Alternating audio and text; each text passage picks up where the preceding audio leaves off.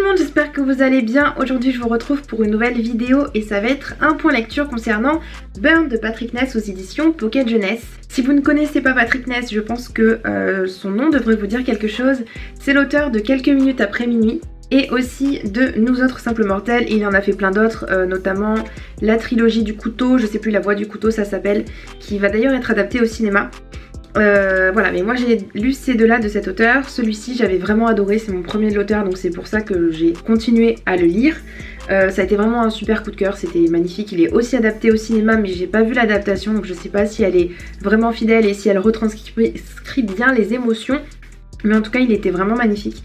Et celui-ci j'étais moins emballée en fait, mais il y avait toujours cet aspect assez surnaturel et assez, comment dire, bizarre et déroutant que peut avoir l'auteur. Donc c'est pour ça que je me suis lancée dans cette lecture. Là on est complètement dans un univers aussi fantastique.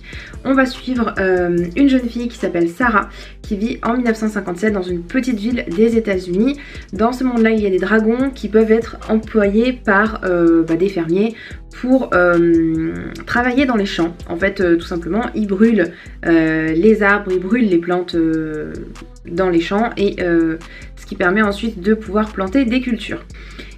Donc il va y avoir un dragon bleu qui va être employé par le père de Sarah.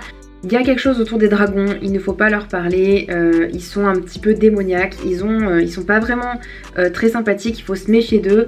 Donc Sarah elle comprend pas trop pourquoi son père est comme ça, et elle comprend pas pourquoi globalement tout le monde est comme ça, parce que ce dragon il a l'air d'être plutôt sympathique et il lui a sauvé la vie à un moment donné. Donc elle essaye d'en savoir plus sur lui, son nom, qu'est-ce qu'il fait là, pourquoi c'est lui qui a été embauché, parce que d'après ce qu'elle a compris c'est pas forcément son père qui l'avait choisi. Donc il y a une sorte de mystère tout autour de ça. Bon, on commence bien l'histoire, on est déjà dans l'ambiance et on va suivre parallèlement à ça Malcolm, un garçon qui part pour une quête. Il est missionné pour aller faire quelque chose, il ne sait pas ce que c'est quelqu'un qui lui a donné cette quête et il faut absolument qu'il l'accomplisse. Il a une sorte de point d'arrivée. Il a des vivres, il a de l'argent et il faut qu'il fasse tout pour arriver à son point. Donc il va tuer plein de monde et il fait tout en fait pour arriver à son but. Les deux vont forcément se retrouver à un moment donné, c'est incroyable, je m'attendais pas du tout à ça. On va dans autre chose, j'ai pas envie de trop vous spoiler, mais on arrive dans quelque chose auquel je m'attendais pas en fait. Toute cette histoire, je m'attendais à rien du tout, je savais pas du tout dans quoi je m'embarquais. La deuxième partie est tout aussi intéressante, très dynamique, il se passe plein de choses, ça remet en question ce qu'il y avait dans la première partie.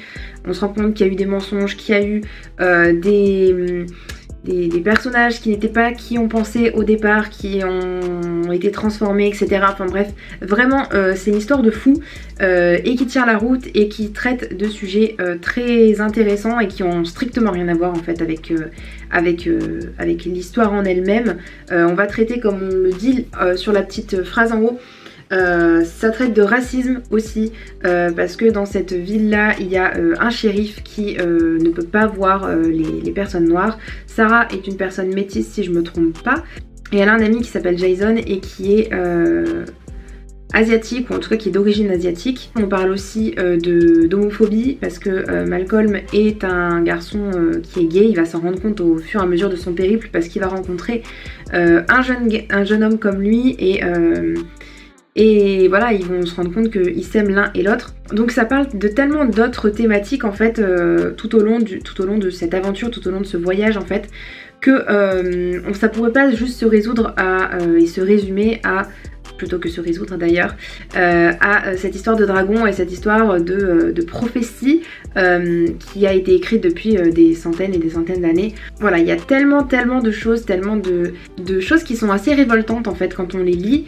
Et c'est tellement bien écrit et ça donne tellement envie de le lire. J'étais vraiment happée dans l'histoire, que je peux que vous le conseiller, franchement foncez, parce que il y a toutes ces métaphores que l'auteur emploie pour parler de tel ou tel autre sujet, et même si c'est un livre qui paraît très éloigné, qui parle de dragons